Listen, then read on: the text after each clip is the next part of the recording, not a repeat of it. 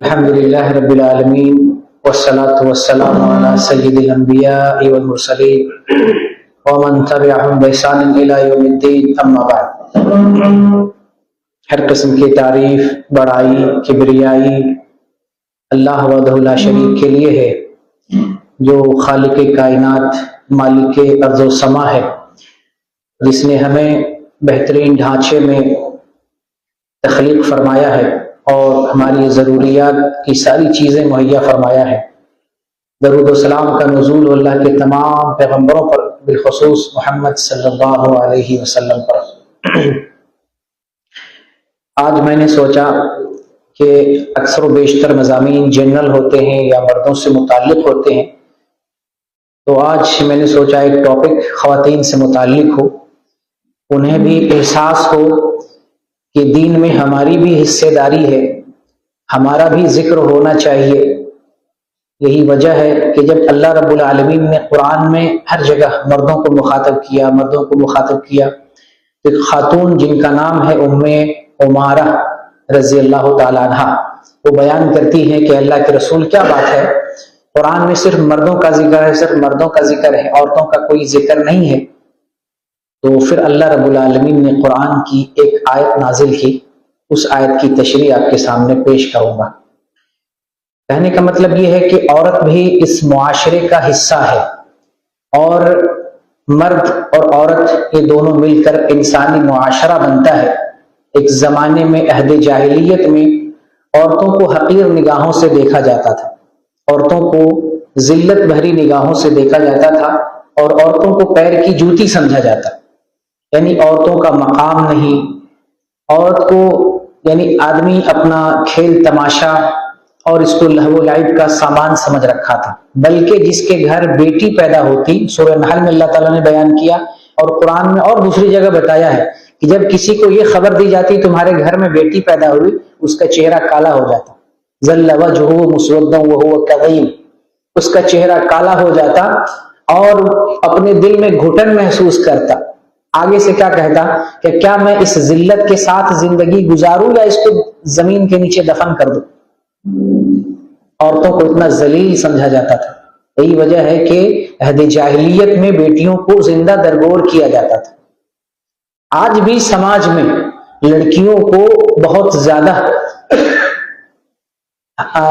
عزت کی نگاہ سے نہیں دیکھا جاتا۔ عورتوں سے لوگ فائدہ تو اٹھاتے ہیں، عورتوں سے اپنا کام چلاتے ہیں، لیکن بیٹیوں کی پرورش، بیٹیوں کو پیدا کرنا بہت کم آدمی چاہتا ہے۔ ماں کے پیٹ میں کتنی بچیوں کا قتل کیا جاتا ہے، اور کتنی بچیاں دنیا میں آ کر دم توڑ دیتی ہیں۔ آج بھی جاہلیت کی طرح آج بھی زمانہ چل رہا ہے، لڑکیوں کے ساتھ آج بھی ظلم ہوتا ہے، اور آج بھی ان کے ساتھ ناانصافی ہو رہی ہے، جبکہ اللہ رب العالمین نے عورتوں کا مقام بلند کیا ہے، عورتوں کو بھی معاشرے میں حیثیت دی ہے، عورتوں کو بھی اللہ تعالیٰ نے عزت دی ہے، اور انسان کی راحت کا سامان عورتوں میں بنایا ہے۔ اس لیے نہ عورتوں کو حقیر سمجھنا ہے، نہ بیٹیوں کی پیدائش پر رسوائی کا شکار ہونا ہے، مایوس ہونا ہے، بلکہ اسے بھی معاشرے کی ضرورت اور اللہ کی رحمت اسے تصور کرنا ہے۔ بہرکیف عورتوں کو اللہ تعالیٰ نے اس کائنات میں پیدا کر کے اس کائنات میں خوبصورت بخشی ہے۔ عورت سے اس کائنات کے اندر خوبصورتی ہے، اس کائنات کے اندر زینت ہے، لیکن اس عورت ذات کو ہمیں سمجھنے کی ضرورت ہے، اور عورتوں کو بھی سمجھنے کی ضرورت ہے۔ رسول اللہ صلی اللہ علیہ وسلم فرماتے ہیں ما ترکت بعدی فتنة اضر علی الرجال من النساء، میں نے اپنے بعد مردوں کے لیے سب سے بڑا فتنہ جو چھوڑا ہے وہ عورتوں کا فتنہ چھوڑا ہے۔ تو اس بات کو مردوں کو بھی سمجھنا ہے، اور اس مسئلے کو عورتوں کو بھی سمجھنا ہے۔ اس کائنات کے اندر مردوں کے لیے سب سے بڑا فتنہ عورتوں کا فتنہ ہے، اور عورت کو جو فتنہ کہا گیا اس میں عورت کی کوئی توہین نہیں ہے۔ اس کا مطلب یہ نہیں کہ عورت توہین کی چیز ہے، عورت کو فتنہ کہنے کا مطلب یہ نہیں کہ عورت توہین کی چیز ہے، عورت کی عزت نہیں، عورت کی حیثیت نہیں، عورت کا مقام نہیں ہے۔ اللہ رب العالمین نے عورت کا مقام بہت بلند کیا ہے۔ یہاں فتنہ کہنے کا مطلب یہ ہے کہ آدمی عورت کی وجہ سے آزمائش میں مبتلا ہو سکتا ہے، عورت خود بھی مبتلا ہو سکتی ہے اور عورت کی وجہ سے کوئی دوسرا بھی فتنے میں مبتلا ہو سکتا ہے. جیسے اللہ تعالیٰ نے قرآن میں، پھر محمد صلی اللہ علیہ وسلم نے حدیث میں بہت ساری چیزوں کو فتنہ قرار دیا ہے. مال کو فتنہ قرار دیا ہے، اولاد کو فتنہ قرار دیا ہے. تو کیا اولاد بدترین چیز ہے؟ نہیں. فتنہ کہنے کا مطلب یہ ہے کہ یہ آزمائش کی چیز ہے، یہ امتحان کی چیز ہے. اگر ہم نے اس کے ساتھ صحیح معاملہ نہیں کیا، اس کو ہم نے صحیح سے نہیں برتا، تو عورت بھی فتنے کا شکار ہو سکتی ہے اور عورت کے ذریعے دوسرے لوگ بھی فتنے کا شکار ہو سکتے ہیں. اس بات کو سمجھنے کے لیے ایک حدیث جو ترمذی کے اندر ہے، اس حدیث کو ذرا سمجھیں. رسول اللہ صلی اللہ علیہ وسلم فرماتے ہیں المرأۃ عورہ، عورت سراپا پردہ ہے، اذا خرجت استشرفها الشیطان، عورت سراپا پردہ ہے، جب وہ گھر سے نکلتی ہے تو شیطان تاکنے لگا رہتا ہے، شیطان اس عورت کی نگرانی کرتا ہے. عورت فتنے کی چیز کیوں ہے؟ کیونکہ شیطان اس کے ساتھ لگا ہوا رہتا ہے. شیطان اس عورت کو ورغلانے کی کوشش کرتا ہے یا دوسروں کو ورغلانے کی کوشش کرتا ہے کہ عورت کے ذریعے فتنے کا شکار ہو جائے. تو عورت کو فتنہ کہنے کا مطلب عورت کی توہین نہیں ہے. عورت کو فتنہ کہنے کا مطلب عورت کے ذریعے آدمی فتنے کا شکار ہو سکتا ہے، آزمائش میں مبتلا ہو سکتا ہے، وہ کام کر گزر سکتا ہے جو کام اللہ تعالیٰ نے منع کیا، کرنے سے منع کیا ہے. آدمی نہ چاہتے ہوئے بھی یا شیطان کے بہکاوے میں آ کر غلط کام میں واقع ہو سکتا ہے. اب جب عورت فتنہ ہے، پھر مردوں کے لیے سب سے بڑا فتنہ ہے اس دنیا کے اندر. تو اس فتنے انگیزی کو سمجھنا، اس سے باخبر رہنا، ہوشیار رہنا، اس سے بچتے رہنا. جہاں مردوں کی ذمہ داری ہے وہاں عورتوں کو بھی یہ بات سمجھنا ہے. مرد آدمی اس فتنے سے کیسے بچ سکتا ہے؟ عورت کے فتنے سے مرد آدمی اس طور پر بچ سکتا ہے کہ وہ اپنی نگاہوں کی حفاظت کرے، اپنی شرمگاہ کی حفاظت کرے، فتنے کے مقامات اور فتنے کی جگہوں سے بچے. وہ کام نہ کرے جس سے آدمی بے حیائی کا شکار ہوتا ہے، زنا میں واقع ہو جاتا ہے. ان اسباب، ان وسائل سے وہ بچتا رہے، اللہ کی بندگی کرے. شیطان جن ذرائع سے انسان کو ورغلاتا ہے، بہکاتا ہے، ان ذریعے سے پرہیز کرے. کوئی مرد کسی اجنبی عورت کی تنہائی میں نہ جائے، کیونکہ وہاں ایک تیسرا شیطان داخل ہو جاتا ہے. مرد کو ان چیزوں کا خیال کرنا ہے. وہیں پر عورتوں کو بھی خیال کرنا ہے کہ ہمارے ذریعے دنیا میں فتنہ پیدا ہو سکتا ہے، لوگ آزمائش میں مبتلا ہو سکتے ہیں یا خود بھی وہ مبتلا ہو سکتی ہے. تو وہ بھی اس بات کا خیال کرے کہ ہم اپنے ذریعے خود کو یا اپنے ذریعے دوسروں کو فتنے میں جو ہے مبتلا نہ کرے. عورت کیا کرے؟ اس کے لیے سب سے پہلا مرحلہ آتا ہے کہ گھر سے بلا ضرورت نہ نکلے. عورت کو اللہ تعالیٰ نے مقام دیا، عزت دی اور اس کو حکم دیا کہ تم اپنے گھر کو لازم پکڑو. جتنا زیادہ ایک عورت گھر میں رہے گی اتنا زیادہ سیف رہے گی. نہ صرف وہ سیف رہے گی بلکہ اس وجہ سے دوسرے لوگ بھی محفوظ رہیں گے. بعض خواتین جب آپ سیرت کی کتاب پڑھیں گے اپنی زندگی میں چند مرتبہ گھر سے نکلی ہیں، بہت شدید ضرورت کی بنیاد پر گھر سے نکلی، بہت شدید ضرورت کی بنیاد پر. لیکن آج دیکھیں ہر جگہ پر آپ کو خواتین مل جائیں گے، مارکیٹ میں، سڑکوں پہ، کلبوں میں، اور جو ہے کورنش پہ، فتنے کی جگہوں میں، اور جو ہے ہر جگہ آپ کو عورتیں ملیں گی. عورتیں بھی وہاں جانا چاہتی ہیں اور مرد بھی عورتوں کو گھورنے کے لیے، ان کو دیکھنے کے لیے اور ان سے لذت اندوز ہونے کے لیے مرد بھی ان جگہوں پہ جاتے ہیں. میلے ٹھیلے لوگ کیوں جاتے ہیں؟ میلہ ٹھیلا جانے کا مردوں کا پہلا مقصد ہوتا ہے عورتوں کو دیکھنا، چھیڑنا، لطف اندوز ہونا. اور عورتوں کا بھی ایک مقصد ہوتا ہے خود کو دکھانا، نمائش کروانا. میں مسلمان بہنوں سے، مسلمان بیٹیوں سے میں عرض کروں گا کہ آپ فتنے کا سامان دوسروں کے لیے نہ بنیں، گھر کو لازم پکڑیں، بلا ضرورت گھر سے نہ جائیں. اور اگر گھر سے نکلتی ہیں تو آپ سمجھ لیں، حدیث میں آیا کہ جب عورت گھر سے نکلتی ہے تو شیطان اس کی نگرانی کر رہا ہوتا ہے۔ ایسی صورت میں عورت کو کیا کرنا چاہیے؟ نکلنے کے جو آداب ہیں گھر سے، ان آداب کو ملحوظ رکھنا چاہیے۔ خوشبو لگا کر نہ نکلے، بن ٹھن کر نہ نکلے، اور لباس شرعی استعمال کر کے گھر سے نکلے۔ شرعی لباس کا مطلب وہ لباس ہے جس سے پورا بدن ڈھک جائے، چھوٹا نہ ہو، شفاف نہ ہو، چست نہ ہو، اور لوگوں کو لبھانے والا نہ ہو۔ شرعی لباس کا عورت استعمال کرے اور ضرورت کے بقدر ہی گھر سے نکلے، اور پھر ان جگہوں سے پرہیز کرے جہاں فتنے ہوتے ہیں، کلبوں سے، پارکوں سے، چوک چوراہوں سے، اور شرارت پسند جہاں لوگ ٹھہرتے ہیں ان جگہوں سے بھی اپنے آپ کو بچائے۔ نظروں کی حفاظت کرے اور زبان کی حفاظت کرے، شرمگاہ کی حفاظت کرے، اور اپنے آپ کو اللہ کی عبادت میں لگائے، دین کے کاموں میں لگائے، اور اجنبی مردوں پر نہ جایا کرے، اجنبی مردوں کے پاس نہ جایا کرے، خلوت نہ اختیار کرے۔ اسلام نے ان چیزوں سے منع کیا ہے، تو عورت بھی پرہیز کرے۔ اور وہ بہنیں، وہ عورتیں، وہ ماں، وہ خاتون مبارکباد کے لائق ہے جو نیک ہے، صالح ہے۔ عورت کو فتنہ ضرور قرار دیا گیا ہے، لیکن اگر ایمان والی ہے، دین والی ہے، عزت و آبرو کی حفاظت کرنے والی ہے، اللہ تعالیٰ نے ان کا مقام بہت بلند کیا، بڑا اعلیٰ رتبہ اور درجہ دیا ہے۔ اسی لیے حدیث کے اندر آیا ہے، الدنیا متاع وخیر متاع الدنیا المرأة الصالحہ۔ دنیا کیا ہے؟ متاع، کھیتی ہے، کھیتی کی جگہ ہے، اور اس کھیتی کا سب سے اچھا سامان، بہترین سامان نیک عورت۔ ہر عورت فتنے کا سامان نہیں ہے۔ نیک عورت وہ ہے جس پر رشک کیا جائے گا، جس پر فخر کیا جائے گا، جس پر ہم ناز کریں گے، جن کی مثالیں بیان کریں گے، ہاں یہ فلاں عورت ہے، عزت کی حفاظت کرنے والی ہے، دین پر چلنے والی ہے، دین کی تبلیغ کرنے والی ہے، ایمان والی ہے، اللہ والی ہے۔ جیسے تاریخ میں ایسی بہت ساری خواتین آپ کو مل جائیں گی جنہوں نے دین کا کام کیا ہے، جنہوں نے اسلام کا کام کیا ہے، جنہوں نے دین و اسلام کے لیے قربانیاں دی ہیں، شہادتیں پیش کی ہیں۔ ان بہت ساری خواتین کا تذکرہ ہمیں سیرت کی کتابوں میں مل جاتا ہے۔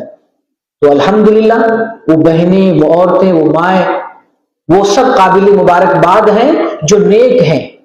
عورتوں کو نیک بننا چاہیے، ایمان والی بننا چاہیے۔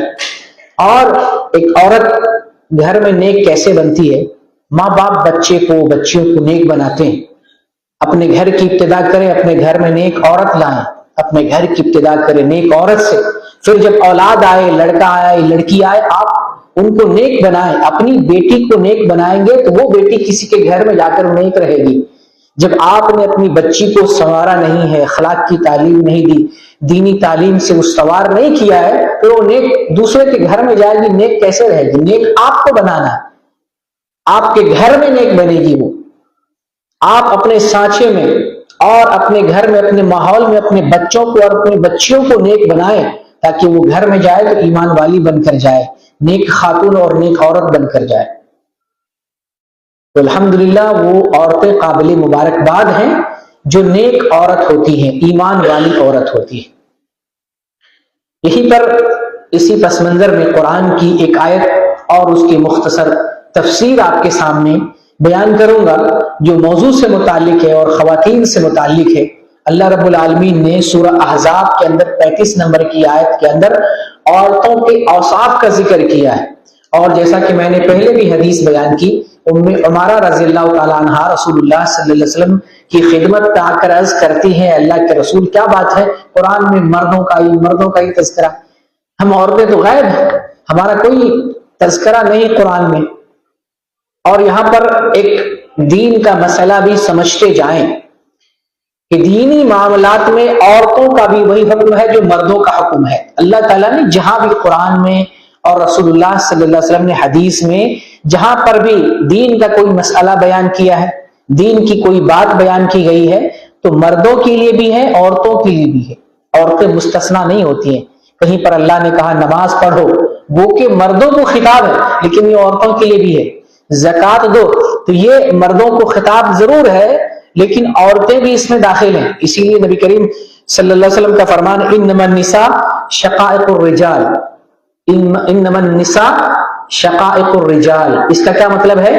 عورتیں دین کے معاملے میں مردوں کے مانند ہیں، عورتیں دین کے معاملے میں مردوں کے مانند ہیں، یعنی دین پر جیسے مردوں کو چلنا ہے مردوں کے مانند عورتوں کو بھی چلنا ہے۔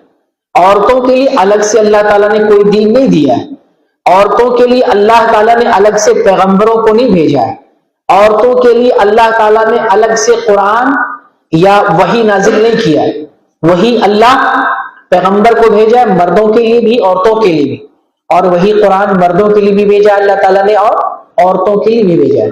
تو عورتوں کا مسئلہ مردوں کے مانند ہے، دینی معاملات میں عورتیں مردوں کے مانند ہیں۔ اب مثال دیتا ہوں اس بات کو سمجھانے کے لیے، آپ نماز پڑھتے ہیں جیسے آپ نماز پڑھیں گے سیم اسی طریقے سے عورتیں بھی نماز پڑھیں گی۔ عورت اور مرد کی نماز کا طریقہ فرق نہیں، جیسے آپ حج کرتے ہیں، روزہ رکھتے ہیں، زکوٰۃ دیتے ہیں، سنسنگ کرتے ہیں، اسی طریقے سے نماز پڑھنے کا بھی مسئلہ ہے۔ جیسے آپ پڑھتے ہیں نماز ویسے عورتیں پڑھتی ہیں۔ بعض مسائل عورتوں کے لیے الگ ہیں، بعض مسائل عورتوں پہ جماعت فرض نہیں ہے، عورتیں اگلی صف میں نہیں جائیں گی، عورتوں کے لیے اذان نہیں ہے، عورتوں کے لیے اقامت نہیں ہے۔ اس کا یہ مطلب نہیں ہے کہ نماز کا طریقہ الگ ہے، نہیں، بعض مسائل الگ ہیں، بعض مسائل تو مردوں کے درمیان بھی الگ ہے۔ بچہ امام کے ساتھ نہیں کھڑا ہوگا، پیچھے میں کہاں کھڑا ہوگا؟ پیچھے کھڑا ہوگا، بچے کی سب پیچھے ہونی چاہیے، اور مردوں میں بھی ہر مرد امام کے پیچھے نہیں کھڑا ہوگا۔ تاکید کی گئی ہے کہ امام کے پیچھے جو عقل والے ہیں، جو دین سمجھنے والے ہیں، جو کتاب و سنت کا علم رکھتے ہیں، وہ امام کے پیچھے کھڑا ہو۔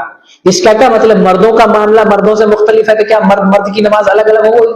نہیں، بعض مسائل الگ ہیں، لیکن بہت سارے لوگ ان بعض مسائل کو لے کر عوام کو یہ دھوکہ دینا چاہتے ہیں کہ دیکھو عورت کے لیے اذان نہیں ہے تو اس کا مطلب ہے عورت کی نماز کا طریقہ الگ ہے۔ نہیں، بعض مسائل الگ ہیں، جیسے مردوں کے اندر بھی بعض مسائل مردوں کے لیے الگ ہیں۔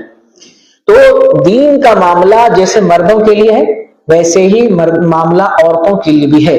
دین کے معاملات میں عورتوں کا معاملہ مردوں کے مانند ہے۔ اب جو حدیث میں بیان کر رہا تھا، ام عمارہ رضی اللہ تعالی عنہا رسول اللہ صلی اللہ علیہ وسلم سے پوچھتی ہیں کہ اے اللہ کے رسول، کیا بات ہے قرآن میں صرف مردوں کا تذکرہ، مرد ہر جگہ مردوں کو ذکر کیا گیا ہے، مردوں کو خطاب کیا گیا ہے، ہم عورتوں کا کہیں نام و نشان نہیں، کہیں عورتوں کا ذکر نہیں ہے۔ تو اللہ تعالیٰ نے قرآن کی آیت نازل کی، یہ سورہ احزاب کی آیت نمبر 35 نازل کی۔ کون سی آیت ہے؟ اللہ تعالیٰ ارشاد فرماتا ہے ان المسلمین والمسلمات، یہاں بھی اللہ تعالیٰ نے مردوں کو بھی ذکر کیا، ساتھ ساتھ عورتوں کو بھی ذکر کیا، لیکن عورت کا بھی ذکر کیا۔ ان المسلمین والمسلمات والمؤمنین والمؤمنات والقانتین والقانتات والصادقین والصادقات والصابرین والصابرات والخاشعین والخاشعات والمتصدقین والمتصدقات والصائمین والصائمات والحافظین فروجهم والحافظات والذاکرین اللہ کثیرا والذاکرات اعد اللہ لهم مغفرۃ واجر عظیما۔ یہاں اللہ تعالیٰ نے عورتوں کا ذکر کیا، عورتیں خوش ہو گئی، چلو ہمارا بھی ذکر قرآن میں آ گیا، عورتوں کو بھی اللہ تعالیٰ نے مخاطب کیا۔ لیکن پورے قرآن میں تو ایسا نہیں ہے، اللہ تعالیٰ نے قرآن میں ایک جگہ عورتوں کو بھی خطاب کیا، ان کی تسلی کے لیے، ان کی دلجوئی کے لیے، اور ان کو بھی احساس دلانے کے لیے کہ دین میں عورت کی بھی حصہ داری ہے، عورتوں کا بھی مقام ہے۔ لیکن میں نے بتایا کہ دینی معاملات میں جو معاملہ مردوں کا ہے وہی معاملہ عورتوں کا ہے، جو حکم مردوں کے لیے ہے وہی حکم عورتوں کے لیے ہوتا ہے، الا یہ کہ جہاں استثناء آ جائے، جہاں عورت کی خصوصیت بیان کی جائے کہ یہ معاملہ صرف عورت کے لیے ہے، یہ معاملہ صرف مرد کے لیے، تو وہاں معاملہ الگ الگ ہوگا۔ جہاں خصوصیت نہیں بیان کی گئی ہے، عام حکم ہے، عام دلیل ہے، تو اس دلیل کے اندر جہاں مرد داخل ہوگا وہیں عورتیں بھی داخل ہوں گی۔ تو یہاں اللہ تعالیٰ مردوں کے ساتھ ساتھ عورتوں کو بھی خطاب کر رہا ہے، اور اس آیت میں اللہ تعالیٰ نے عورتوں کا ذکر اس پس منظر میں کیا ہے، اس طور پر کیا ہے کہ اللہ تعالیٰ نے عورتوں کے دراصل اچھی عورتوں کے اوصاف کو ذکر کیا ہے کہ ایک ایمان والی عورت ہوگی، مسلمان عورت ہوگی، تو اس عورت کے اوصاف کیسے ہونی چاہیے۔ اسی بہانے اللہ تعالیٰ نے کم از کم یہ بتلا دیا کہ مردوں کے ساتھ ساتھ عورتوں کو بھی کن اوصاف کو مد نظر رکھنا چاہیے، اپنے اندر کن چیزوں کو پیدا کرنا چاہیے۔ تو یہاں عورتوں کے تعلق سے اللہ تعالیٰ نے 10 اوصاف کا ذکر کیا ہے، اور 10 اوصاف مردوں کے لیے بھی ذکر کیا ہے، عورتوں کے لیے بھی ذکر کیا ہے، اور پھر اللہ تعالیٰ نے بتایا کہ ان لوگوں کے لیے، یعنی جن کے اندر، جن مردوں کے اندر، جن عورتوں کے اندر یہ اوصاف پائے جائیں، اللہ کے نزدیک ان لوگوں کے لیے بے پناہ بدلہ ہے اور مغفرت ہے، بے پناہ بدلہ ہے اور مغفرت ہے۔ جن کی مغفرت کر دی جائے اللہ تعالیٰ پھر اسے جنت میں داخل کرے گا۔ وَسَارِعُوا إِلَىٰ مَغْفِرَةٍ مِّن رَّبِّكُمْ وَجَنَّةٍ عَرْضُهَا السَّمَاوَاتُ وَالْأَرْضُ أُعِدَّتْ لِلْمُتَّقِينَ۔ اللہ تعالیٰ نے کہا بھاگو، دوڑو اللہ کی مغفرت کی طرف، یہی تو اصل چیز ہے۔ مغفرت جس کو حاصل ہو جائے اسے جنت حاصل ہو گئی۔ اور اللہ تعالیٰ یہاں اس آیت میں ذکر کر رہا ہے کہ جن کے اندر یہ اوصاف ہوں گے، خواہ مرد ہو یا عورت ہو، اللہ تعالیٰ کے نزدیک ان کے لیے مغفرت ہے اور ان کے لیے بہترین اور بے پناہ بدلہ ہے۔ وہ 10 اوصاف کون سے ہیں جو مردوں کے لیے بھی عورتوں کے لیے بھی ہے؟ چونکہ میرا موضوع عورت ہے تو عورت کو ہی خطاب کرتے ہی میں چلوں گا۔ 10 اوصاف ہیں، اور میں سمجھتا ہوں کہ ان اوصاف کو ہر عورت کو چاہیے کہ ایک ڈائری پہ لکھ لے کہ اللہ تعالیٰ نے ہمارا بھی نام لیا ہے، ہمیں بھی ذکر کیا ہے۔ فخر کی بات ہے، خوشی کی بات ہے کہ اللہ تعالیٰ نے عورت کا تذکرہ کیا، اور اس پس منظر میں کیا کہ اگر عورتیں ان اوصاف کو اپنے اندر پیدا کر لیں تو اللہ کے نزدیک ان عورتوں کے لیے مغفرت ہے، بدلہ ہے اور ان کے لیے بھلائی ہے۔ اور الحمدللہ عورتوں کے ذریعے قومیں سنورتی ہیں۔ اگر گھر میں عورت اچھی ہو، نیک ہو، صالح ہو، دیندار ہو، آپ کا گھر سونے پہ سہاگا ہو جاتا ہے۔ آپ کی اولاد بھی اچھی ہوگی، آپ بھی اچھے رہیں گے، آپ کے گھر کی حفاظت ہوگی، آپ کے گھر کے سامان کی حفاظت ہوگی، آپ کے مال کی حفاظت ہوگی، آپ کے گھر میں عزت و آبرو کی حفاظت ہوگی، اور آپ کے گھر میں جو نسل آئے گی، جو بچے آئیں گے وہ دیندار اور نیک بچے آئیں گے، نیک نسل آئے گی۔ ایک عورت سے پورا گھر اچھا بن جاتا ہے، لیکن وہیں پر اس کے برخلاف، اس کے اپوزٹ، اگر گھر میں عورت بے دین ہو، بے ایمان ہو، بے حیا ہو، بے شرم ہو، مرد اچھا ہو پھر بھی اس مرد کو بھی وہ عورت لے ڈوبے گی، مرد کو لے ڈوبے گی، گھر کو لے ڈوبے گی، مال دولت زمین جائیداد اور اولاد تک، نسل تک وہ خراب کر دیتی ہے۔ بستی کی بستی عورتوں کے ذریعے تباہ ہو جائے گی، کیونکہ عورت کے ذریعے بڑا فتنہ پھیلتا ہے۔ گھر گھر میں، معاشرے میں، دنیا میں آج فتنے، اور فتنے کی اکثریت، ان تمام اکثریت کی وجہ عورت ہے۔ اگر عورت کو اس کائنات سے جدا کر دیا جائے، عورت کو اس کائنات سے الگ اور دوسری جگہ کر دیا جائے، سارے فتنے ختم ہو جائیں۔ آپ کو کہیں فتنہ دیکھنے کی نظر نہیں آئے، کہیں نہ بھائیوں میں دشمنی ہوگی، نہ کہیں کمپنی میں دشمنی ہوگی، کہیں نہ معاشرے میں جھگڑا لڑائی ہوگی، کہیں پر آپ کو فتنے نظر نہیں آئیں گے، قلبوں میں فلاں جگہ کہیں نہیں۔ عورت کو اگر آپ ختم کر دیتے، ہٹا دیتے ہیں، تو عورت کی وجہ سے بہت سارے فتنہ رونما ہوتے ہیں، اگر عورت بے دین ہے تو۔ لیکن اگر عورت دیندار ہے تو رسول اللہ صلی اللہ علیہ وسلم نے فرمایا خیر متاع الدنیا المرأۃ الصالحہ، دنیا کی سب سے بہترین دولت نیک عورت ہے، اس سے بہترین کائنات کی کوئی چیز ہے ہی نہیں۔ تو بہترین عورت، بہترین صالح عورت بننے کے لیے یہ جو اللہ تعالیٰ نے یہاں پہ اوصاف بیان کیے ہیں، ان اوصاف کو، ان خوبیوں کو ایک عورت کو اپنے اندر پیدا کرنا چاہیے۔ تو ایک ڈائری ایک عورت، ہر عورت رکھے، اس میں ان اوصاف کو لکھ لے، اور جس طرح سے آئینہ دیکھتی ہے، آئینہ کے ذریعے سجتی ہے، سنورتی ہے، اور اپنے چہرے کے کیل محاسے اور داغ دھبے کو صاف کرتی ہے، اس ڈائری کے اندر ان اوصاف کو دیکھ کر پرکھتی رہے، جانچتی رہے کہ ان میں ہم کتنے اوصاف پائے جاتے ہیں، پھر ان اوصاف میں کون کون سا درجہ کتنے لیول کا ہے، کتنے لیول پر کون سی صفت ہے، کون سا مرحلے، کس مرحلے میں ہم ہیں۔ ایک عورت بن جاتی ہے تو عورت اچھی ہو امام بخاری بنا دے گی، عورت اچھی ہو تو بڑے بڑے فقہا، محدثین، معلمین، امام اور بڑے بڑے جو ہے لوگ بنا دیں گے۔ عورت اگر اچھی نہ ہو تو جو ہے نسل بگڑ جاتی ہے، بچے اچھے نہیں نکل پاتے ہیں۔ اس لیے عورتوں کا گھر میں اچھا ہونا، دیندار ہونا، ایمان والی ہونا بہت ضروری ہوتا ہے، گھر کی اصلاح کے لیے بھی اور معاشرے کی اصلاح کے لیے بھی۔ تو اللہ تعالیٰ نے اس آیت میں کون سے 10 اوصاف کا ذکر کیا ہے؟ 10 اوصاف مردوں کے لیے بھی ذکر کیا، عورتوں کے لیے بھی ذکر کیا۔ ایک وصف ہے عورت مسلمات ہو، मुस्लिमात यानी इस्लाम वाली हो, औरत मोमिनात हो, मोमिनों में से हो, ईमान वाली हो। तीसरी है औरत कानितात हो, मुती और फरमाबरदार हो।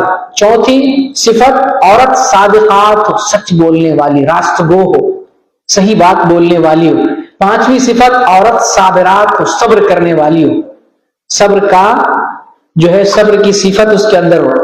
छठे नंबर पे औरत खाशात, डरने वाली, खुशू खुजू इख्तियार करने वाली हो दीनी मामलात में, बतौर खास इबादत के मामलात में। सातवीं सिफत है औरत मुतसद्दिकात हो, सदका देने वाली, खैरात करने वाली हो। और आठवीं सिफत औरत साइमात हो, रोजा रखने वाली, रोजा रखने की सिफत उसके अंदर हो। नौवीं सिफत औरत हाफिजात हो, यानी शर्मगाहों की हिफाजत करने वाली हो, दीनदार हो, अपनी इज्जत और आबरू की हिफाजत करने वाली हो। और 10वीं सिफत औरत जाकिरात हो, जाकिरात का मतलब जिक्र करने वाली, अल्लाह को कसरत के साथ याद करने वाली। ये 10 औसाफ औरतों के अंदर होने चाहिए और इन औसाफ को हर औरत अपनी डायरी के अंदर लिख ले और देखे कौन सी सिफत हमारे अंदर नहीं है, उस सिफत को अपने अंदर पैदा करें और जो सिफत पहले से है कमजोर है उसके अंदर पायदारी लाए, उसके अंदर बढ़ोतरी पैदा करे, उसके अंदर ज्यादती करे। इन औसाफ को हर औरत को लिखना, जानना, समझना और इन औसाफ को अपने अंदर पैदा करने की जरूरत है। पहली सिफत मैंने जो बयान किया औरतों के ताल्लुक से कि औरत मुस्लिमात हो, इस्लाम वाली हो। इस्लाम किसे कहते हैं? इस्लाम कहते हैं कलमा पढ़ने को। हम कलमा पढ़ते हैं ला इलाहा इल्लल्लाह मुहम्मदुर रसूलुल्लाह। इस कलमे में 2 अज्जा हैं। एक तरफ आप गवाही देते हैं नहीं है कोई इबादत के लायक सिवाय अल्लाह के, दूसरी तरफ गवाही देते हैं मोहम्मद सल्लल्लाहु अलैहि वसल्लम उसके बंदे और उसके रसूल है। इस गवाही देने को इस्लाम कहा जाता है। जब एक औरत ये गवाही दे दे वो मुसलमान हो गई, मुस्लिमात में से है। और जब एक मर्द गवाही दे दे, इन दोनों चीजों की गवाही दे दे, शहादतैन की गवाही दे दे, वो मर्द मुसलमान हो जाता है, इस्लाम में आ जाता है। फिर इस्लाम के 5 अरकान हैं, इनकी तफासील समझने के लिए, जानने के लिए आप हदीस जिब्रील जरूर पढ़ें। हदीस जिब्रील हर किसी को पढ़ना चाहिए। उसमें अरकान इस्लाम है, अरकान ईमान है, एहसान है, इबादत कैसे करनी चाहिए, फिर क़यामत की निशानियों का तज़किरा है। तो इस्लाम वाली होने का मतलब यह है कि औरत अल्लाह रब्बुल आलमीन के इकरार करे और औरत रसूलुल्लाह सल्लल्लाहु अलैहि वसल्लम की रिसालत की गवाही दे, इस्लाम में आ जाती है। और फिर इस्लाम के जो अरकान है उनकी भी जानकारी हो और उनकी भी पासदारी करे। दूसरे नंबर पे है औरत मोमिनात हो, ईमान वाली हो। ईमान का क्या मतलब होता है कि अभी मैंने जो कलमा पढ़ा है ला इलाहा इल्लल्लाह मुहम्मदुर रसूलुल्लाह, उसकी तस्दीक दिल से करें। ज़बानी तौर पे अगर कलमा पढ़ते हैं, दिल से गहराई से तस्दीक नहीं करते हैं, तो आप सही तौर पे मुसलमान नहीं। दिखावे में मुसलमान हो सकते हैं और बोल के एतबार से मुसलमान हो सकते हैं, कहने के एतबार से मुसलमान हो सकते हैं, लेकिन जब तक दिल गवाही ना दे, दिल की तस्दीक ना हो, उस वक्त तक आप ईमान वाले नहीं हो सकते। तो दिल से कलमे की तस्दीक करना, दिल से ईमान लाना। और फिर ईमान के अरकान 6 हैं, हदीस जिब्रील में आप पढ़ेंगे, इसकी शरह और तफसील पढ़ लेंगे। ईमान में सबसे पहले नंबर पर ईमान कहां लाते हैं? अल्लाह रब्बुल आलमीन पर। अल्लाह रब्बुल आलमीन पर ईमान लाते हैं। और अल्लाह पर जब ईमान लाते हैं, सबसे पहले मरहले में अल्लाह के वजूद पर ईमान लाते हैं कि एक जात है, एक जो है हस्ती है जिसने इस पूरी कायनात को बनाया, हमें भी बनाया। पहले मरहले में अल्लाह के वजूद पर ईमान लाते, फिर उसके बाद अल्लाह की खालिकियत को तस्लीम करते कि अल्लाह है, फिर खालिकियत, राज़िकियत, मालिकियत को तस्लीम करते हैं कि उसी ने कायनात को बनाया, वही कायनात चला रहा, वही कायनात में तदबीर कर रहा, वही रोजी देने वाला, वही हमारी निगरानी करने वाला। फिर उसके बाद तीसरे नंबर पर जब खालिक वो है, मालिक वो है, मुदब्बिर वो है, तो जिम्मेदारी क्या आयद होती है ईमान वाले पर? उसी की इबादत करे, उसके साथ किसी को शरीक ना करे। ये तीसरे मरहले में ये जिम्मेदारी ईमान वाले मर्दों की और ईमान वाली औरत की, कि जो अल्लाह के वजूद को तस्लीम कर लिया, جو اللہ کی خالقیت، رازقیت، مالکیت کو تسلیم کر رہا ہے۔ تیسرے مرحلے میں وہ اس بات پر آئے گا کہ وہ اللہ ہی کی بندگی کرے، کیونکہ اللہ ہی نے نہ صرف اس کائنات کو اس کو بھی پیدا کیا، اس کی ساری ضرورتیں پورا کر رہا ہے، پھر اس کو یاد کرنے کے لیے ضروری ہے اللہ کی بندگی کرے، اور پھر اللہ کے جو اسماء حسنی ہے ان کا علم حاصل کرنا، اللہ کے اسماء حسنی پر ایمان لانا، اور جتنی بھی بندگی کے کام ہیں، افعال ہیں، اللہ کے لیے مختص کرنا، اس کے ساتھ کسی کو شریک نہیں کرنا، یہ ہماری ذمہ داری ہے۔ اس معاملے میں عورتوں کے تئیں تھوڑا سا میں کمزوری دیکھتا ہوں۔ عورتیں جزا فضا کرنے والی ہوتی، عورتوں کا دل نرم اور نازک ہوتا ہے، مصیبتیں دیکھ کر گھبرا جاتی ہیں، گھر میں تھوڑی سی پریشانی آتی ہے اور وہ واویلے کا شکار ہو جاتی، رونے دھونے لگتی، چیخنے چلانے لگتی۔ ایمان کے معاملے میں عورتوں کو سمجھنا ہے کہ آپ کو مجاہد بننا ہے، دلیر بننا ہے، اور ایمان ایسا ہو کہ پریشانی آ جائے پھر بھی اللہ پر توکل کمزور نہیں ہونا چاہیے۔ تھوڑی سی پریشانی آتی، بھاگتے ہیں درباروں، باباؤں، تعویذ، دندے، نہ جانے کہاں کہاں دوڑنے لگتی۔ 2-4 سال اولاد نہیں ہو، عورت اتنا پریشان ہو جاتی، کچھ بھی کرنے کے لیے تیار ہو جاتی ہے۔ جو آدمی جو مشورہ دے دے، ایسا کرو بچہ ہو جائے گا، ایسا کرو بچہ ہو جائے گا، ایسا، وہ ہر چیز اپنا کے دیکھ لیتی، اس کی پرواہ نہیں کرتی یہ جائز ہے یا ناجائز ہے۔ اگر بچہ نہ ہو رہا ہو اور کوئی صحیح علاج ہے، صحیح طریقہ ہے، جائز سبب ہے تو اختیار کرنے میں کوئی حرج نہیں، لیکن جائز سبب نہیں ہے تو اختیار کرنا جائز نہیں، اولاد کے معاملے میں یا کسی اور چیز کے معاملے میں۔ عورتیں بہت جلد جزا فضا کرنے والی ہوتی ہیں، ہمیں ایمان والی عورت بننا ہے۔ یہاں اللہ تعالیٰ عورتوں کے خصوصیات کو بیان کر رہا، صفات کا تذکرہ کر رہا ہے کہ عورت اسلام والی ہو، عورت ایمان والی ہو۔ آپ یاد کیجئے فرعون کی بیوی آسیہ کو کیا کمی تھی اس کے پاس، اس کے دربار میں کسی چیز کی کمی تھی؟ اللہ اکبر۔ ایسے مردوں سے شادی کرنے کے لیے عورتیں تو لالچ میں رہتی ہیں کہ ایسا کوئی مرد مل جائے، نوکری والا، کسی بڑی کمپنی کا مینیجر ہو، سی او ہو، ہیڈ ہو، اس سے شادی کریں، دولت والے سے، امیر والے سے۔ اس ایسی دولت کو انہوں نے لات مار دیا، اور اللہ تعالیٰ نے ایسی نمایاں عورت کا قرآن میں ذکر کیا، مثال دیا۔ اللہ تعالیٰ نے فرعون کی بیوی کی مثال بیان کی کہ دیکھو وہ بھی ایک عورت تھی، اس نے اللہ رب العالمین سے دعا کی، اے اللہ مجھے کچھ نہیں چاہیے، جنت میں ایک گھر چاہیے، دنیا کی دولتوں کو لات مار دے، ٹھکرا دیا، کچھ نہیں چاہیے، سلطنت، راج، یہ جو ہے نوکر چاکر، اور دبدبا تھا اس وقت فرعون کا، نہ صرف دولت تھی، فرعون کا دبدبا تھا، تو پھر اس کی بیوی کا کتنا روب و دبدبا ہونا چاہیے تھا، لیکن اسے کچھ نہیں چاہیے تھا، اسے ایک گھر چاہیے، ایک مکان چاہیے، ایک روم چاہیے، جنت میں چاہیے۔ وہ کہتی ہے اللہ تعالیٰ مجھے جنت میں ایک گھر دے دے، فرعون نہیں چاہیے، فرعون سے نجات دے دے، فرعون کے ظلم سے مجھے نجات دے دے۔ ایسی ایمان والی عورت گھروں میں چاہیے، ایسی ایمان والی۔ حضرت سمیہ رضی اللہ تعالی عنہا، یاد کریں ایمان والے جو تذکرہ آتا ہے، رسول اللہ صلی اللہ علیہ وسلم جب پیغمبر بن کر آئے، جب رسول بن کر آئے، اور یہ ان میں سب سے پہلے لوگوں میں سے ہیں جنہوں نے ایمان لایا، سابقون اولون میں سے، شروع والے میں ایمان لانے والے۔ تو مجھے لگتا ہے شاید 7ویں نمبر پہ یا 8ویں نمبر پہ سمیہ رضی اللہ تعالیٰ عنہ ایمان لاتی، سمیہ بن خیاط، یہ غالباً حبشہ کی ہیں یا یمن کی ہیں، اور غلام گھرانے سے ان کا تعلق ہوتا ہے۔ جب یہ ایمان لاتی ہیں، یہ ایمان لاتی ہیں، ان کے شوہر یاسر ایمان لاتے ہیں رضی اللہ عنہ، پھر ان کے بیٹے عمار بن یاسر رضی اللہ تعالیٰ عنہ، یہ سب ایمان لاتے ہیں، اور اس پوری فیملی کو بڑی اذیت دی جاتی، بہت تکلیف دی جاتی، توڑتے رہتے ہیں ایمان کی وجہ سے۔ رسول اللہ صلی اللہ علیہ وسلم سے عرض کرتے ہیں اللہ کے رسول کیا ہمارا کوئی مددگار نہیں ہوگا، ہم ایسے ہی تکلیف جھیلتے رہیں گے؟ تو آپ نے کیا کہا تھا کہ اہل یاسر صبر کرو، تمہارے لیے جنت ہے، اللہ تعالیٰ نے تمہارے ایمان کے بدلے جنت رکھا ہے، صبر کرو۔ تو ایمان والی وہ عورت ہے سمیہ رضی اللہ تعالیٰ عنہ، صبر کرتی ہیں، اور صبر اس طرح سے کرتی ہیں کہ ایمان سے درگشتہ کرنے کے لیے سارا حربہ اپنا لیا گیا، لیکن ایمان سے منحرف نہیں ہوتی، ابو جہل نے نیزہ مار کر ان کو شہید کر دیا لیکن ایمان سے نہیں پھرتی. اللہ اکبر. یہ بھی تو خاتون ہیں, یہ زندہ رہیں گے, قیامت تک زندہ رہیں گے. ان کا تذکرہ, ان کا نام, ان کی شہادت, ان کی قربانی قیامت تک یاد کی جاتی ہے.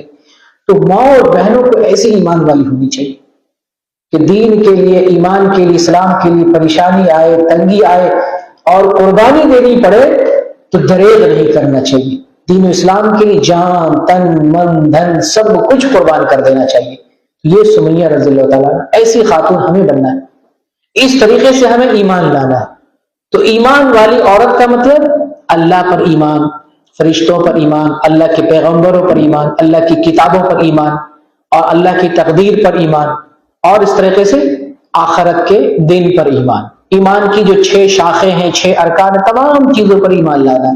اور پھر غیبیات جتنی چیزیں ہیں, غیب کی خبریں ہیں, ان تمام غیبی امور پر ایمان لانا. دراصل اسی کا نام عقیدہ بھی ہے. عقیدہ جب ہم بولتے ہیں کہ عقیدہ درست ہونا چاہیے, عقیدہ صحیح اور پختہ ہونا چاہیے, تو ان میں ایمان کی یہ 6 باتیں آتی ہیں.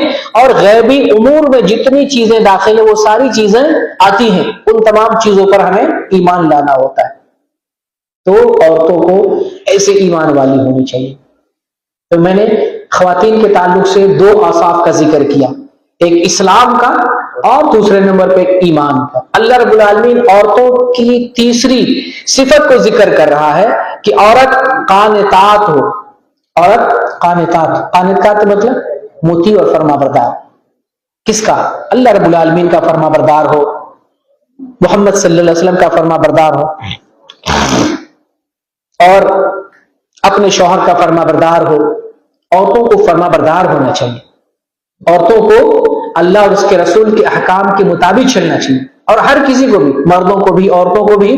جب آپ اسلام میں داخل ہو گئے, جب آپ نے ایمان لے آیا, دل سے کلمے کی تصدیق کر دی, آپ تیسرے نمبر پہ کیا باری ہے؟ آپ اس پر چل کر دکھائیں. کلمے کا جو تقاضا ہے اس کو پورا کریں. جو آدمی صرف کلمہ کا دعویٰ کر لے یا کلمہ پڑھ لے اور اس کا تقاضا پورا نہ کرے تو پھر وہ صحیح ایمان والا نہیں. ایمان کے ساتھ ساتھ آدمی عمل بھی کرے. تو قانتات کا مطلب مطیع ہو, یعنی عملی میدان میں آئے. عورت عمل کرنے والی ہو, دین کا جو تقاضا ہے اور جو دین کی باتیں ہیں اس پر عمل کر کے بھی دکھائے اور اس پر چل کر کے بھی دکھائے. لیکن عورتوں کے تعلق سے حدیث میں بکثرت حدیث میں آیا ہے کہ عورتوں کی بہت ساری اکثریت جہنم میں ہوگی. ریزن کیا ہے؟ عورتیں لان تان کرنے والی ہوتی ہیں اور عورتیں شوہر کی تابعداری نہیں کرتی ہیں, فرما برداری نہیں کرتی, ناشکری کرتی ہیں. عورت کو تابعدار ہونا چاہیے اللہ کا, اللہ کے رسول کا. بسا اوقات کسی عورت کا شوہر ظالم ہوتا ہے, شوہر بے دین ہوتا ہے, ظلم کرنے والا ہوتا ہے, حقوق ادا نہیں کر رہا ہوتا ہے. عورت صبر کرے, آخرت کے لیے صبر کرے, جنت پانے کے لیے صبر کرے. اللہ سے جو مغفرت کا اسی آیت میں ذکر ہے اس مغفرت کو پانے کے لیے صبر کرے. لیکن اگر کہیں ایسی صورتحال آ جائے کہ شوہر کے ساتھ رہنا دوبر ہو جائے, ناممکن ہو جائے, محال ہو جائے, تو اسلام نے جدائی یا علیحدگی کا راستہ اختیار کرنے کا حکم دیا ہے, اجازت دی ہے. عورت اس سے الگ ہو سکتی ہے. ایک خاتون رسول اللہ صلی اللہ علیہ وسلم کے زمانے میں محض اس بنیاد پر اپنے شوہر سے الگ ہو جاتی ہیں کہ وہ ڈر محسوس کرتی کہیں مجھ سے شوہر کی تابعداری نہیں ہو پائے گی. رسول اللہ صلی اللہ علیہ وسلم پوچھتے بھی ہیں کیا وجہ ہے الگ ہونے کی, کیا تمہارے شوہر کے اندر کوئی کمی ہے, دین کی کمی ہے, اخلاق کی کمزوری ہے؟ وہ کہتی نہیں, دین اور اخلاق میں کوئی کمی نہیں, میرے اندر ڈر پیدا ہو رہا ہے کہیں میں ناشکری نہ کر بیٹھوں, اور ناشکری کا انجام جہنم. کتنی ڈرتی تھی مائیں, کتنی جو ہے نیک عورتوں کی صفت دیکھیں, ذرہ ذرہ باتوں کی وہ پرواہ کرتی, کہیں ایسا نہ ہو کہ ایسا کرنے سے میری آخرت اور میری جو ہے اگلی آنے والی دنیا خراب ہو جائے. تو عورت قانتات ہو. قانتات کا مطلب مطیع ہو, فرما بردار ہو, عمل کرنے والی ہو, اللہ کے حکم پر چلنے والی ہو, رسول اللہ کے حکم پر چلنے والی ہو, اور شوہر کی بھی تابعداری کرے. شوہر کی بھی تابعداری کرے. شوہر کو ہلکے میں نہیں لینا چاہیے. بہت ساری عورتیں آج دنیا کا ماحول معاشرہ دیکھ کر شوہر شوہر کے ساتھ وہ انصاف نہیں کر پاتی ہیں جو اسلام نے انصاف کرنے کا حکم دیا ہے. عورتوں کا جو ہے منتظم اور حاکم مردوں کو بنایا. الرجال قوامون علی النساء، مرد عورتوں کا نگراں اور حاکم ہے. حاکمیت، قوامیت مردوں کے ہاتھ میں ہے. مرد باہر جاتا ہے، کماتا ہے، محنت و مشقت کرتا ہے، گھر کا پورا انتظام سنبھالتا ہے. اس وجہ سے مرد کو عورتوں پر حاکم بنایا ہے، اور عورتوں کو مرد کی تابعداری اور فرمانبرداری کرنی چاہیے. لیکن ماحول دیکھ کر، ماحول دنیا میں جو رواج چل رہا ہے کہ عورت کسی سے کم نہیں ہے، عورت مردوں سے کم نہیں ہے، یہ جو فیمینزم کا جو ہے فتنہ چل رہا ہے، یا لیبرزم کا فتنہ چل رہا ہے، یا وومنس امپاورمنٹ کا فتنہ چل رہا ہے، عورتوں کی خود مختاری کا، عورتوں کی برابری کا، اور پھر ٹرانسجنڈر عورتیں جو ہے یا مرد جنڈر تبدیل کر رہے ہیں، LGBT کا کیا ماحول معاشرہ بنا ہوا ہے. اس ماحول معاشرے سے متاثر ہو کر عورت سمجھتی ہے میں کسی سے کم نہیں ہوں، میں شوہر سے کم نہیں ہوں. ارے تیرے تم اس طرح سے مخاطب بھی ہوتی ہیں، اور پھر اس کو وہ درجہ نہیں دیتی جو درجہ دینا چاہیے. نبی کریم صلی اللہ علیہ وسلم فرماتے ہیں کہ اللہ کے بعد اگر کسی مرد کے لیے، کسی انسان کے لیے سجدہ کرنا جائز ہوتا تو میں بیویوں کو حکم دیتا کہ وہ اپنے شوہر کا سجدہ کرے. یہ بات کوئی کم ہے؟ یہ بات کوئی کم نہیں ہے. مرد کے مقام اور مرتبے کو، یعنی شوہر کے مقام مرتبے کو سمجھنے کے لیے ایک عورت کو شوہر کے ماتحتی میں رہ کر، ان کی تابعداری میں رہ کر، ان کی عزت و تکریم کرتے ہوئے، ان کو اپنا نگراں سمجھتے ہوئے زندگی گزارنا چاہیے. ان کی ماتحتی میں وہ کفیل ہوتا ہے، عورت مکفول ہوتی ہے. وہ حاکم ہوتا ہے، عورت ماتحتی میں رہنے والی ہوتی ہے. تو ایک عورت کو مطیع اور فرما بردار بن کر زندگی گزارنا چاہیے. یہ چوتھی صفت تھی. تیسری صفت تھی قانتات کی. چوتھی صفت ہے عورت کی کہ عورت صادقات ہو، صدقہ کرنے والی ہو، صدقہ و خیرات کرے. اگر اللہ تعالیٰ نے مال دیا ہے اور وہ مال نصاب تک پہنچ رہا ہے تو لازمی طور پر صدقہ دینا، یہ تو ضروری ہے. صدقہ مطلب زکوٰۃ. عربی میں صدقہ زکوٰۃ کے لیے بھی آتا ہے. اردو میں صدقہ عام طور سے نفلی صدقہ کے لیے استعمال ہوتا ہے، لیکن عربی میں صدقہ زکوٰۃ کے لیے بھی استعمال ہوتا ہے، نفلی صدقہ کے لیے بھی استعمال ہوتا ہے. اگر عورت کے پاس اتنا مال ہو، نقدی مال ہو، زیورات ہو، یا اور کوئی چیز ہو جو زکوٰۃ، جس میں زکوٰۃ لگتی ہے، اور وہ نصاب تک پہنچ جائے تو عورت کو بھی زکوٰۃ دینا ہے فرض طور پر. لیکن اگر زکوٰۃ کی چیز نہیں ہے پھر بھی عورت کو نفلی صدقہ کرتے رہنا چاہیے جتنا ہو. تو عام طور سے معاشرے میں عورتوں کے پاس پیسہ کم ہوتا ہے، کمانے والا شوہر ہوتا ہے، بہت سارا شوہر ظالم بھی ہوتا ہے. صرف عورتوں کی غلطی نہیں ہوتی، بہت سارا شوہر ظالم ہوتا ہے. بیوی کو خرچ کرنے کے لیے، صدقہ خیرات کرنے کے لیے نہ اجازت دیتا ہے نہ پیسہ دیتا ہے، ذرہ برابر بھی پیسہ نہیں دیتے. جبکہ انہیں بھی کرنے کا شوق ہوتا ہے، انہیں بھی خرچ دینا چاہیے، انہیں بھی ان کو اپنے ہاتھ سے خرچ کرنے دینا چاہیے. مرد اپنے ہاتھ سے کرے وہ الگ ہے، عورتوں کو بھی ضرورت کے طور پہ دیں اور کچھ ایکسٹرا بھی دیں. عورت کو صرف ضرورت گن کر نہ دیں کہ اس سے تم اپنا کریم خرید لینا، اس سے تم پاؤڈر یا تیل خرید لینا. نہیں، اس کے علاوہ کچھ عورتوں کو ایکسٹرا دینا چاہیے. ایکسٹرا اس لیے دینا چاہیے کہ عورت اپنی مرضی سے اگر کچھ لینا چاہے، کچھ کھانا چاہے، کسی فقیر اور محتاج کو دینا چاہیے، اس کے پاس بھی دل ہے. وہ یہ محسوس نہ کرے میں نہیں کماتی ہوں تو میرے پاس پیسہ نہیں ہے، یہ محسوس نہیں ہونے دینا چاہیے. بہت سارے مرد یہ بات محسوس کروا دیتا ہے عورتوں کو، کمانے والا میں ہوں، تم میری اجازت کے بغیر، میرے کہے اور میری مرضی کے بغیر ایک پیسہ نہیں چھو سکتی اور نہیں خرچ کر سکتی. ایسا احساس عورت کو نہیں دلانا چاہیے. ایک گھر بنتا ہے عورت اور مرد سے گھر بنتا ہے، اور جب عورت گھر کا صحیح نگراں نہ ہو، گھر کی صحیح ذمہ داری ادا نہ کرے، آپ لاکھوں کما لیں گھر میں برکت نہیں آئے گی. تو گھر کی عورت کو بھی آپ اگر اس حساب سے رکھتے ہیں جیسا اپنے لیے سوچتے ہیں، اپنا کھاتے ہیں، اپنے لیے خرچ کرتے ہیں، اسی طریقے سے اگر عورت کو بھی رکھتے ہیں، اتنی آزادی دیتے ہیں، اگر اللہ نے سہولت دی ہے تب، تو پھر وہ عورت بھی آپ کے لیے اسی حساب سے گھر چلائے گی. لیکن بہت ساری عورتیں چالاکی کرنے لگتی ہیں، اگر شوہر ایسا نہ کرے تو پھر جو ہے دیوار کھودنے لگتی ہے اور پیسے کو چرا چرا کر ادھر ادھر سے نکال کر. ایسا عورتوں کو نہیں کرنا چاہیے، اللہ سے ڈرنا چاہیے. لیکن مردوں کو بھی اس معاملے میں بخیل نہیں ہونا چاہیے، ظالم اور حق تلفی کرنے والا نہیں بننا چاہیے. تو عورت بھی صدقہ و خیرات کرے. اس کے لیے میں پوائنٹ دینا چاہتا ہوں. عورت کے پاس جیسے ہدیہ ملے, تحفہ ملے, باپ دے, بھائی دے, یا وراثت سے ملے, یا اپنا کوئی ذاتی ہو, شادی میں ملا ہوا, جو چیزیں آپ کے پاس اپنی نجی چیزیں تھوڑی تھوڑی کر کے آ رہی ہیں, آپ ایک صندوق بنا لیں, پیسے کا صندوق ہو, اس میں آپ پیسہ جمع کرتے رہے, اور آپ وہ پیسہ آپ کی ملکیت, آپ اپنی مرضی سے خرچ کریں, جس کو دینا چاہیں, جس پر خرچ کرنا چاہیں, جہاں لگانا چاہیے آپ کی مرضی ہے, آپ اس پیسے کو خرچ کریں. اگر اس چیز کو غنیمت سمجھتے ہیں تو اگر اس طریقے سے کریں گے تو آپ کے پاس پیسہ رہے گا. بہت ساری عورتوں کو اپنے زیورات کی زکات نکالنے کے لیے پیسہ نہیں ہوتا. میں ان سب کو یہی مشورہ دیتا ہوں کہ آپ ایک باکس بنا لیں, وہاں پر آپ جو ضرورت کے لیے پیسہ لیتے ہیں اور آپ کے پاس جو ضرورت کے لیے پیسہ آتا ہے, اس میں سے تھوڑا تھوڑا بچا کر کے اس باکس میں رکھا کریں, 2, 4, 10, 20, اور دیکھیں جو ہے سال کے آخر پر بہت سارا پیسہ جمع ہو جائے گا. اس پیسے سے صدقہ بھی کریں, خیرات بھی کریں, زکات نکالنے کی ضرورت پڑے زکات بھی نکالیں. تو عورتوں کو بھی صدقہ کرنا چاہیے, اور مردوں کو میں خصوصیت کے ساتھ کہوں گا کہ آپ اپنی بیوی کو ضرورت کے علاوہ اضافی مال بھی دیں, تاکہ وہ اپنی مرضی سے چرا کر چھپا کر صدقہ کرے. یہ ضروری نہیں کہ عورت دکھائے اور شوہر کو بتائے کہ میں نے کس کو دیا. صدقہ جو ہے چھپ کر دینا چاہیے, دائیں ہاتھ سے خرچ کریں, بائیں کو پتہ نہیں چلنا چاہیے. آپ مردوں کو بھی, بیوی کو, عورت کو یا شوہر کو, بعض ایسے بھی اعمال کرنا چاہیے جن کو کسی کو پتہ نہ ہو, اللہ جانے, اس کے اندر اخلاص پیدا ہوگا, اس کے اندر للہیت پیدا ہوگی.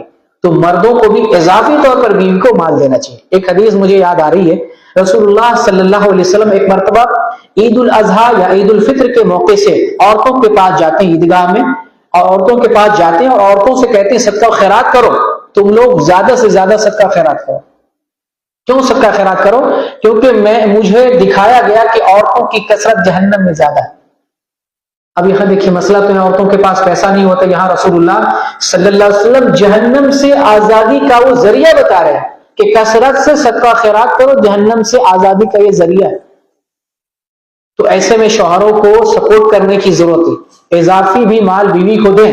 ہاں اگر اسراف کرے, بلا ضرورت خرچ کرے اور غلط جگہ پر بیوی خرچ کرے, ایسے معاملے میں سپورٹ نہ کرے. لیکن دینی معاملے میں بیوی خرچ کرے, دیندار صالح دین کے لیے خرچ کرنا چاہتی ہیں, تو شوہروں کو اضافی مال بیوی کو دینا چاہیے. تو عورت کی ایک صفت یہ ہے کہ وہ صادقات جو ہے صادقات یعنی متصدقات, صدقہ کرنے والی ہو, ایک صفت یہ. اور ایک صفت عورت کی یہ ہے کہ وہ صادقات ہو. صادقات کا مطلب سچ بولنے والی, راست گو ہو.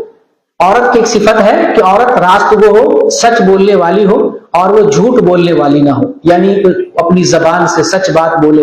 عام طور سے دیکھتے ہیں عورتیں لان تان کرنے والی ہوتی ہیں, گالی گلوچ کرنے والی ہوتی ہیں, صبح اٹھتے ہی وہ جو ہے اپنی زبان سے غلط چیزیں, غلط باتیں وہ جو ہے نکالنے لگتی. اپنی زبان کی حفاظت کرے اور اپنے جو ہے اپنی شرمگاہ کی حفاظت کرے. رسول اللہ صلی اللہ علیہ وسلم فرماتے ہیں کہ جو آدمی زبان کی حفاظت دے دے, جو آدمی جو ہے شرمگاہ کی حفاظت دے دے, میں اس کے لیے جنت کی ضمانت دیتا ہوں. یعنی دو ہونٹوں کے درمیان جو چیز ہے اس کی گارنٹی دے دے, دو ٹانگوں کے درمیان جو چیز اس کی جو ہے گارنٹی دے دے, میں اسے جنت کی جو ہے ضمانت دیتا ہوں.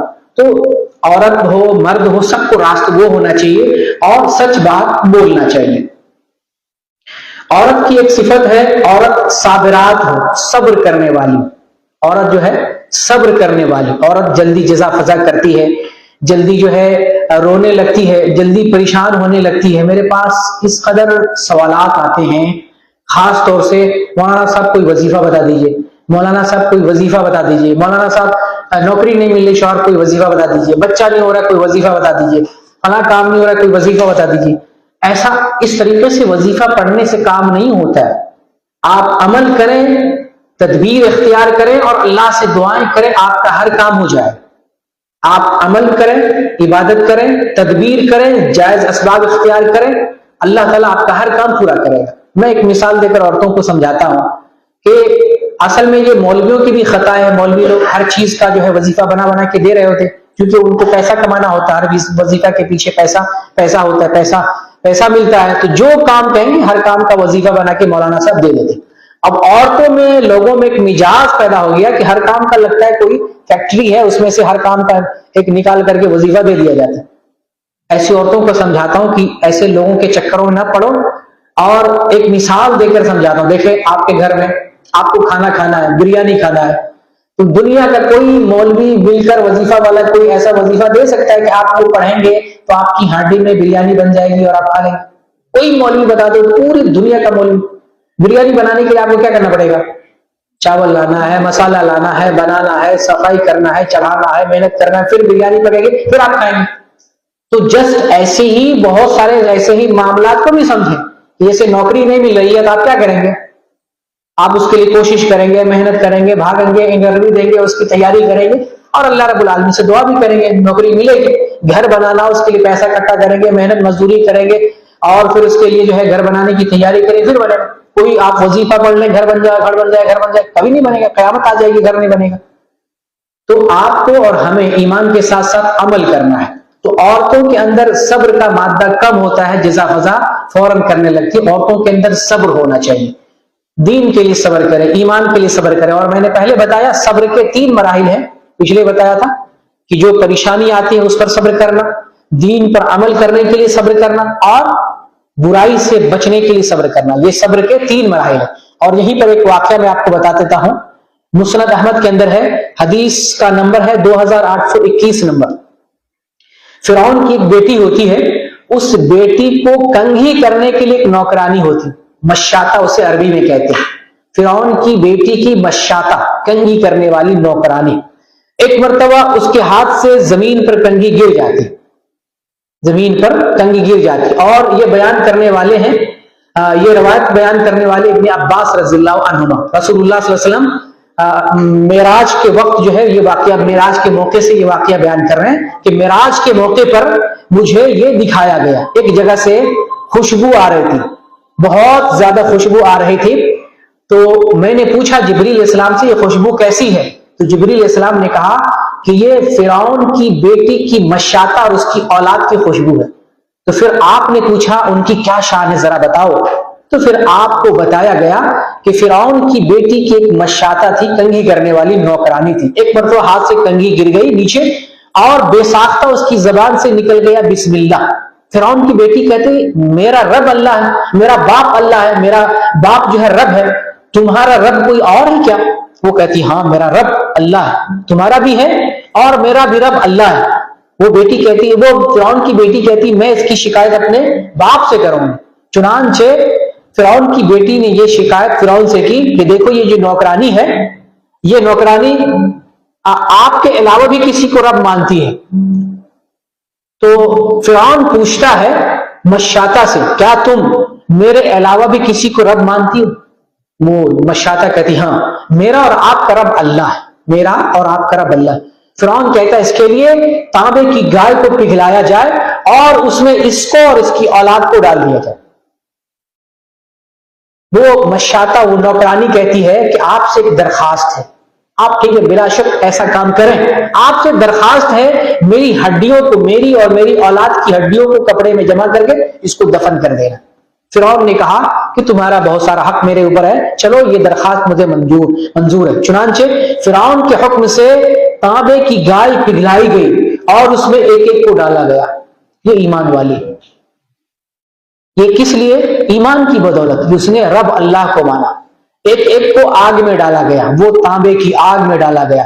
جب باری آئی اس بچے کی جو دودھ پی رہا تھا، عورت سہم گئی، کیونکہ ایک عورت کو دودھ پیتے بچے سے بڑی محبت ہوتی، بے انتہا محبت ہوتی. وہ حیران و پریشان ہو گئی. بچہ بول پڑا کہ ماں آگ میں ڈال دے، پرواہ نہ کر، یہ دنیا کا عذاب آخرت کے عذاب سے ہلکا ہے، ڈال دے اس میں، پرواہ نہ کر. چنانچہ اس بچے کو ڈال دیا گیا اور سارے کو آگ میں ڈال دیا گیا. ابن عباس رضی اللہ عنہما بیان کرتے ہیں کہ بچپن میں جو چار جو ہے بچے بولے تھے چھوٹے بچپن میں، ان میں سے ایک بچہ یہ بھی ہے. فرعون کی بیٹی کی مشاطہ کا یہ بیٹا تھا. عیسیٰ علیہ السلام بھی بچپن میں بولے، یوسف علیہ السلام کا ایک گواہ تھا، اس نے بولا تھا. اور جریج کے معاملے میں جو بچہ ایک عورت کو پیدا ہوا تھا، اس بچے نے بھی گواہی دی تھی. اور یہ چوتھا بچہ یہ. کہنے کا مطلب ایمان کے لیے قربانی دیکھیں، آگ میں جلنا، تانبے کی پگھلتی ہوئی آگ میں داخل ہونا گوارا کر لیا، لیکن اللہ سے انکار نہیں، اللہ سے نہیں مکرا. ایسا ایمان ہونا چاہیے اور دین کے لیے ایسا صبر ہونا چاہیے. کتنا زیادہ انہوں نے صبر کیا ہوگا. اسی طرح سے ایک صفت ہے عورتوں کی خاشعات، اور ڈرنے والی ہو. خشوع خاص طور سے عبادت کے معاملے میں. خشوع کہتے ہیں ایسا ڈر کہ اس کا اثر جسم پر نظر آئے گا. ہمیں ڈر رہے ہیں، آپ ڈر کا اثر آپ کے اوپر نہ ظاہر ہو تو کیا ڈرنا ہے. خشوع عبادت کے اندر بھی، جیسے کہ مومنوں کے اوصاف میں سے اللہ تعالیٰ نے بیان کیا قد افلح المؤمنون الذین هم فی صلاتهم خاشعون. مومن ایمان والے کامیاب ہو گئے جو عبادت میں خشوع اختیار کرتے ہیں، ڈرتے اللہ رب العالمین سے. عبادتوں کے اندر خشوع ہونا چاہیے اور اللہ سے ڈر انسان کے اندر ہونا چاہیے. تو یہ صفت جو ہے عورت کے اندر بھی ہو، مردوں کے اندر بھی ہو. اسی طریقے سے عورتوں کی صفات میں سے ایک صفت ہے صائمات. عورت صائمات ہو یعنی روزہ رکھنے والی. رمضان کا روزہ رکھے، رمضان کے علاوہ بھی نفلی روزہ رکھا کرے. عورتیں گھر میں ہوتی ہیں، وہ چاہے تو بے پناہ روزہ رکھ سکتی، کم از کم مہینے کا 3 روزہ ایام 20 کا روزہ رکھا کرے. ایام 20 کا روزہ 13 14 15 یہ 3 روزے رکھنا چاہیے. اور اگر مینس کی وجہ سے اور کسی کام اور کسی پریشانی کی وجہ سے آگے پیچھے کرتے کوئی حرج کی بات نہیں. شروع مہینے میں رکھ سکتی ہے، آخر مہینے میں رکھ سکتی ہے، الگ الگ رکھ سکتی، ایک ساتھ رکھ سکتی ہیں. نبی کریم صلی اللہ علیہ وسلم یہ مہینے کے 3 روزے رکھا کرتے تھے. جب مہینہ آتا تھا اس کا پہلا سوموار اور جمعرات، پہلے ہفتے میں پہلا مہینہ پہلا ہفتہ سوموار اور جمعرات، پھر دوسرا ہفتہ آتا تھا اس میں سوموار کا روزہ رکھا کرتے. 3 روزہ ایسے رکھا کرتے تھے. ایسے بھی رکھ سکتے ہیں، الگ الگ رکھ سکتے ہیں، ایک ساتھ رکھ سکتے ہیں، یا ایام 20 کے طور پر رکھنا چاہتے ہیں 13 14 15 کا تو اس طریقے سے روزہ رکھنا چاہیے. خواتین گھر میں ہوتی ہیں تو گھر میں رہتے ہوئے روزہ رکھنا اور آسان ہوتا ہے، لیکن جو گھر سے باہر نکلتے ہیں، کام کاج کرتے، محنت و مشقت کرتے ہیں، ان کے لیے ذرا مشکل ہوتا ہے. تو ایک صفت عورت کی یہ ہے. ایک صفت عورت کی حافظات. عورت شرمگاہ کی حفاظت کرنے والی ہو. مرد بھی حفاظت کرے، عورتیں بھی حفاظت کرے. اور میں نے بتایا کہ مردوں کے لیے سب سے بڑا فتنہ عورت ہے. عورت اگر اچھی ہو جائے، نیک ہو جائے، صالح ہو جائے تو پھر پوری دنیا مل کر اس کو بگاڑ نہیں سکتی، پوری دنیا مل کر. لیکن عورت اگر بے حیا ہو تو ایک عورت پوری دنیا کو بگاڑ سکتی، ایک عورت پورے گھر کو تباہ کر سکتی، ایک عورت پورے معاشرے کو تباہ کر سکتی. لیکن اگر وہی عورت ایمان میں اور اسلام میں مضبوط اور پختہ ہو، پوری دنیا مل کر بے حیائی کرنا چاہے، زنا کرنا چاہے، وہ عورت کبھی بھی پگھل نہیں سکتی، کبھی بھی نہیں. تو عورت کو مضبوط پہاڑ کی طرح ہونا چاہیے. نہ ایسا لباس لگائے، نہ ایسی اپنی چال ہو، نہ ایسا اپنا جو ہے وضع پتہ بنائے جس سے وہ دوسروں کو لبھائے. گھر میں رہتے ہوئے، گھر سے باہر نکلتے ہوئے زیب و زینت کا ایسا استعمال نہ کرے غیروں کے لیے کہ اس کی وجہ سے دوسرے لوگ فتنے میں پڑیں اور اپنے آپ کو دین کے حوالے سے ہلکا نہ محسوس کرے. کوئی غلط آدمی آپ کو نظر اٹھا کے دیکھتا ہے، آپ کی طرف ہاتھ بڑھاتا ہے، آپ کے ساتھ برائی کا ارادہ کرتا ہے، آپ سختی کے ساتھ اس معاملے کو نمٹیں، اس کے اندر جو ہے نرمی نہ دکھائیں. یہ جو ہے بہت بڑا معاملہ ہے. اگر آپ نرمی دکھاتے ہیں تو نرمی کا فائدہ اٹھا کر گناہ میں واقع ہوگا، وہ بھی واقع ہوگا اور آپ بھی واقع ہوں گے. اس لیے اس معاملے میں عورت کو ٹائٹ اور سخت ہونا چاہیے. عورت اپنی شرمگاہ کی حفاظت کرے، اور اس میں ضروری ہے کہ شرمگاہ کی حفاظت کرتے جتنے تحفظات ہیں ان سارے تحفظات کو سامنے رکھے، بلا ضرورت گھر سے نہ نکلے. گھر میں رہتے ہوئے بھی جو اجنبی جو لوگ ہوتے ہیں جن سے پردہ کرنا ہے ان سے پردہ کرے، چاہے جیٹ ہو، دیور ہو، اور دوسرے لوگ جن سے پردہ کرنا پردہ کرے، اور خلوت نہ کرے اجنبیوں سے. گھر سے باہر نکلتے ہوئے جو لباس ہے اسلامی لباس، وہ لباس لگا کر جائے جو ہے صاف شفاف نہ ہو، یا جو ہے ٹائٹ نہ ہو، چھوٹے لباس نہ ہو اور بھڑکیلے لباس نہ ہو. اسلامی وضع قطع کا جو ہے پابند بننا چاہیے. اسی طریقے سے آخری اور 10ویں صفت عورتوں کے تعلق سے ہے کہ عورت ذاکرات، ذکر کرنے والی. جیسے مرد ہو بے پناہ ذکر کریں، عورتوں بھی اللہ کا ذکر کریں. گھر میں رہتے ہوئے عورتوں کے لیے ذکر کرنا بڑا آسان اور بہت اچھا. کام کرتے ہوئے اور گھر میں جو ہے رہتے ہوئے عورتوں کے لیے ذکر کرنا بڑا آسان. اور جو اللہ کا ذکر کرے، اللہ کو صحیح سے یاد کرے. ایک حدیث مجھے یاد آتی ہے، قیامت کے دن اور عرش الہی کے سائے میں 7 لوگ جہاں جگہ پائیں گے، اس میں ایک ایسا آدمی بھی ہوگا جو اللہ کا ذکر کرتے ہوئے رونے لگتا ہے، وہ قیامت میں عرش الہی کے سائے تلے ہوگا. ایسی ہمیں عورتوں کو بھی بننا چاہیے کہ اللہ کا ذکر کرتے کرتے جو ہے اللہ کو یاد کرتے کرتے اللہ کی یاد میں آنکھ سے آنسو جاری ہو جائے، اللہ کے خوف سے، اللہ کی خشیت اور ڈر سے آنکھ سے آنسو جاری ہو جائے، تو ایسی عورت کو قیامت میں عرش الہی کے سایہ تلے جگہ ملے گا. اور ایسا مرد ہو اس کو بھی جگہ ملے گا. تو عورتوں کے یہ اوصاف اور جو ہے یہ خصوصیات ہیں. ہر عورت کو جو ہے اپنے اندر اس طرح کے اوصاف پیدا کرنے کی ضرورت ہے، اور مردوں کو بھی یہ اوصاف اپنانے کی ضرورت ہے، تاکہ جو ہے اللہ تعالیٰ نے جو بدلہ بیان کیا کہ ایسے لوگوں کے لیے اللہ تعالیٰ نے مغفرت رکھا ہے، اور اللہ تعالیٰ نے ایسے لوگوں کے لیے بے پناہ بدلہ رکھا ہوا ہے۔ اللہ تعالیٰ سے دعا کرتے ہیں بہرحال ہماری تقصیر اور کمزوریوں کو معاف فرما دے، ہمارے ایمان کو پختہ اور مضبوط بنا دے، اور فتنے کی جو جگہیں ہیں، فتنے کے جو مقامات ہیں، فتنے کی جو چیزیں ہیں، ان تمام چیزوں سے ہماری حفاظت فرما۔ آمین وآخر دعوانا الحمدللہ رب العالمین۔ میں نے سنا بھی دیکھے تھے، ہم لوگ انڈیا جاتے ہیں نا، جی میں نے دیکھا ہے مسجدوں میں بچوں کو سب سے